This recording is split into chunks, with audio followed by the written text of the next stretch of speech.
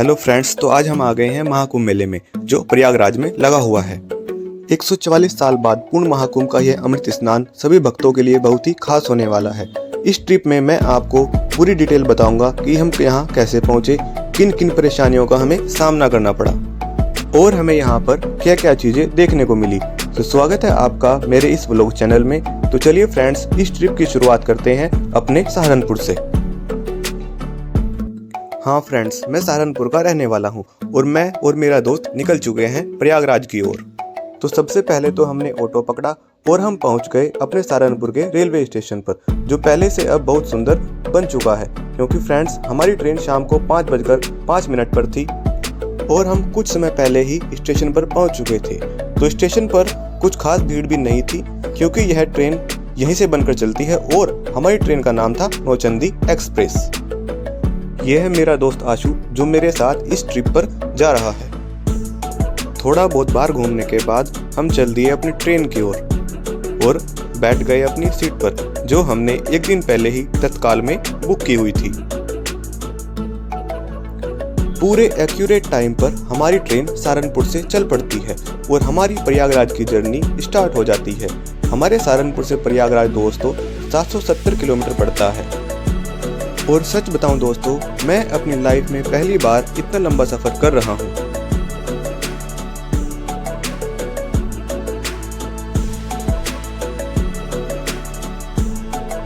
Train की speed बढ़ चुकी है और हम चल पड़े हैं प्रयागराज जंक्शन की ओर। वैसे तो रास्ते में दोस्तों बहुत सारे स्टेशन आए, लेकिन जहां हमने अपना खाना खाया वह था हापुड़ का स्टेशन। कहते हैं हापुड़ की कॉफ़ी भी बहुत मशहूर होती है, तो हमने अपने खाने के साथ साथ कॉफ़ी भी ली, जो पीने में सच में बहुत ही टेस्टी थी।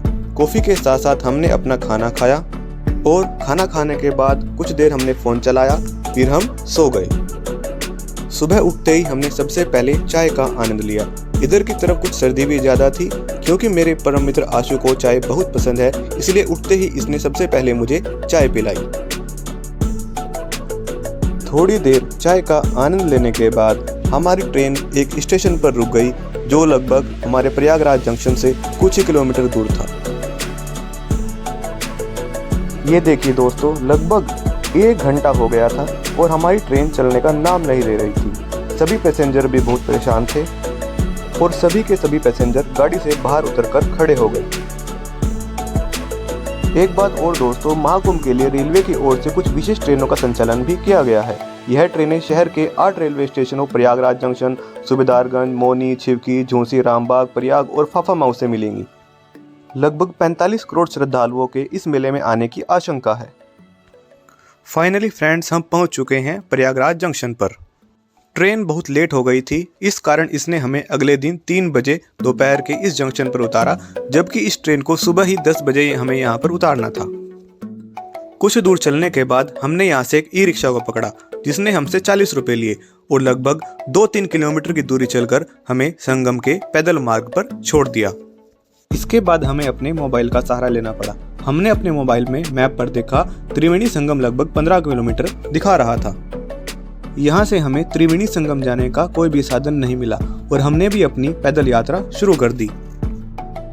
अभी तक तो सब कुछ ठीक ही चल रहा था और यहाँ पर हमें फिलहाल ज़्यादा भीड़ भी नज़र नहीं आ रही थी, लेकिन जैसे जैसे हम आगे बढ़ते गए फिलहाल हमें भीड़ भी दिखाई देती गई और जगह जगह पर यहाँ पर ऐसे बोर्ड भी लगाए गए हैं संगम तक जाने के लिए, जिससे किसी भी यात्री को परेशानी ना हो और संगम तक जाने के लिए किसी भी यात्री को रास्ता न भटकना पड़े। पैदल यात्रा करते हुए दोस्तों हमने देखा यहाँ पर बहुत सारे टॉयलेट्स भी बनाए गए हैं, जिससे व्यक्ति को किसी भी प्रकार की कोई दिक्कत ना हो। फिर हमने देखा जनता की सुविधा के लिए यहाँ पर जन आश्रय स्थल भी बनाया गया था, जो कि योगी जी के द्वारा शुरू किया गया है। यहाँ पर श्रद्धालुओं को ठहरने के लिए 100 से 200 रुपये तक का किराया देना होगा। ऐसे में यात्री महाकुंभ के इस मेले में यहाँ पर ठहर सकते हैं। आगे बढ़कर हमें दिखा राष्ट्रीय आयुष मिशन। यहाँ पर दोस्तों श्रद्धालुओं के स्वास्थ्य को यदि कोई परेशानी होती है तो यहाँ पर उन्हें तुरंत और प्रभावी चिकित्सा मिलेगी। ये देखिए दोस्तों, कुछ इस तरह से महाकुंभ के मेले में आपको अलग अलग चीजें देखने को मिलेंगी। किस तरह से यहाँ की सजावट की गई है, बहुत ही मेहनत लगाकर इन्हें तैयार किया गया है। तो इस मेले में एक बार जरूर आएं दोस्तों। और इस खूबसूरत जगह का आनंद लें। 12 सालों में लगने वाला यह महाकुंभ वाकई देखने लायक है। मैं तो यहाँ पर आकर सच में बहुत खुश हुआ। मैं आप सभी से एक बार दोबारा फिर से आग्रह करूँगा कि एक बार यहाँ पर जरूर आएं और इस महाकुंभ का आनंद लें। यहाँ से कुछ दूर चलने के बाद दोस्तों हमने देखा एक बहुत ही सुंदर सा और बहुत ही अच्छे तरीके से तैयार किया गया यह मंदिर। इसमें हमने देखा बजरंग बली की एक बहुत ही सुंदर प्रतिमा स्थापित की गई थी। आइए आपको भी मैं इस प्रतिमा के दर्शन कराता हूँ। ये देखिए दोस्तों, मेरे बजरंग बली महाराज यहाँ पर विराजमान हैं। जय हो मेरे बजरंग बली महाराज। इन्हीं की कृपा से मेरे सभी काम बनते हैं। अपनी कृपा दृष्टि सभी पर बनाए रखना मेरे बजरंग बली महाराज। फिर हमने देखा यहाँ पर भंडारा स्थल। जगह जगह पर यहाँ पर भंडारे के स्थल भी बनाए गए हैं जिससे किसी भी यात्री को परेशानी ना हो। यहाँ पर आपको भंडारे की सुविधा भी मिल जाएगी और आप यहाँ पर भंडारा भी ग्रहण कर सकते हैं। इसके बाद हमने देखा नेत्र कुंभ 2025 प्रयागराज। यहाँ पर आप अपनी आंखें भी चेक करा सकते हैं। इसके अलावा और भी बहुत सारी सुविधाएं दोस्तों आपको यहाँ पर देखने को मिल जाएंगी। सच में दोस्तों यह महाकुंभ का मेला बहुत ही आकर्षक है। जैसे जैसे हम आगे बढ़ रहे थे वैसे वैसे हमें नई नई चीजें देखने को मिल रही थी। आप देख सकते हैं दोस्तों, अब हमें दिखा नाग वासुकी द्वार, जिस पर वासुकी नाग का एक बहुत ही सुंदर चित्र बना हुआ था। महाकुंभ का यह मेला सच में मेरे लिए बहुत ही यादगार रहने वाला है, क्योंकि यहाँ पर मुझे ऐसी ऐसी चीजें देखने को मिल रही हैं जो मैंने अपनी लाइफ में कभी नहीं देखी। ठीक इसी वासुकी द्वार के जस्ट बगल में हमने देखे रुद्राक्ष से बने हुए बहुत सारे शिवलिंग। 7,51,00,000 रुद्राक्ष से यहाँ पर 12 ज्योतिर्लिंग तैयार किए गए हैं। यदि आप भी यहाँ पर आ रहे हैं तो इस जगह को तो बिल्कुल भी मिस मत कीजिएगा।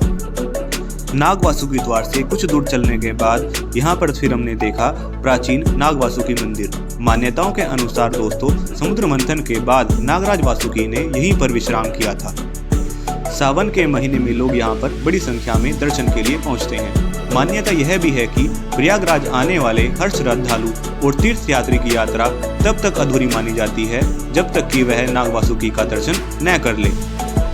इस महाकुंभ में हमें कुछ इस तरह के दृश्य भी देखने को मिले जहां पर लोग अपना प्रचार प्रसार भी कर रहे थे और यह लड़की भी किस तरह से एक ही रस्सी पर चलकर अपना कर्तव्य दिखा रही है। आगे चलकर दोस्तों हमें एक और द्वार देखने को मिला जिसका नाम था कच्छप द्वार। इस कच्छप द्वार से बाहर निकलते ही हमने देखी लाखों श्रद्धालुओं की भीड़ जो त्रिवेणी संगम पर स्नान करने के लिए जा रही थी। क्या मनमोहक दृश्य था ये। अब आगे बढ़ते हुए दोस्तों हमें एक और द्वार नजर आया जिसका नाम था नंदी द्वार। जैसे जैसे हम आगे बढ़ते जा रहे थे वैसे वैसे हमें यहाँ पर श्रद्धालुओं की भीड़ नजर आती जा रही थी।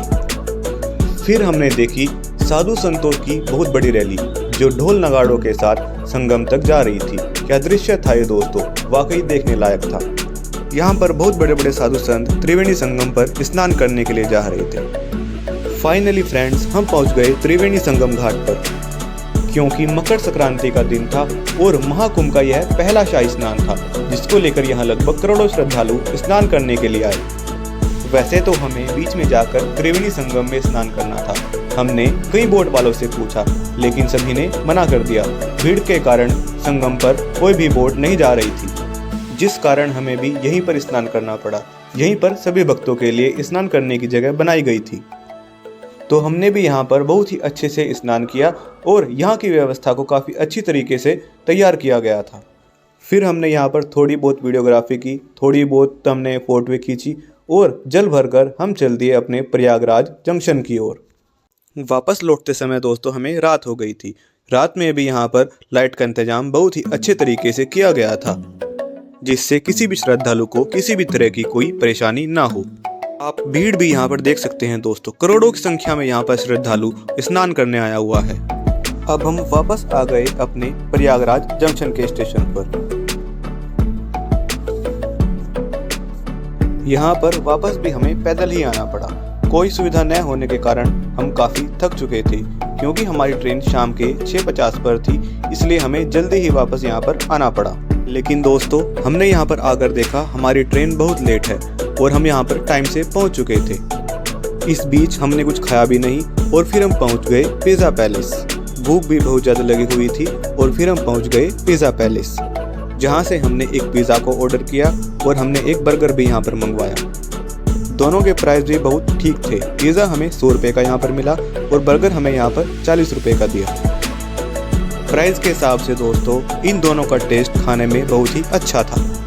यह बर्गर और पिज़्ज़ा खाकर ही हमने यहाँ पर अपना पेट भरा। यहाँ से अपनी पेट पूजा करने के बाद दोस्तों हम वापस अपने घर आ गए। वहाँ से हमारी ट्रेन 12:30 बजे लगभग रात को चली और अगले दिन हम 10:30 बजे उसने हमें यहाँ पर अपने सहारनपुर पर उतारा। तो प्रयागराज त्रिवेणी संगम की यह जर्नी दोस्तों मेरे लिए बहुत ही आकर्षक भरी रही।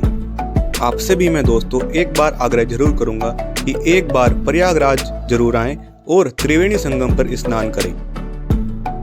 हर हर गंगे, जय महाकाल।